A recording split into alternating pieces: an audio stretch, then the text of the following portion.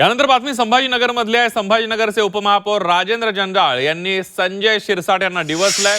संभाजीनगर शहरामध्ये राजेंद्र जंजाळ यांचे पोस्टर्स लागलेले आहेत। मुख्यमंत्री राजेंद्र जंजाळ या आशयाचे पोस्टर लावण्यात आलेले आहेत। जंजाळ भविष्यामध्ये मुख्यमंत्री होतील असा टोला पालकमंत्री संजय शिरसाट यांनी लगावलेला होता आणि त्यांच्या टीकेला जंजाळ यांच्या समर्थकांनी शहरभर भविष्यातील मुख्यमंत्री राजेंद्र जंजाळ अशा मजकुराचे पोस्टर्स लावून पालकमंत्र्यांना डिवचलंय।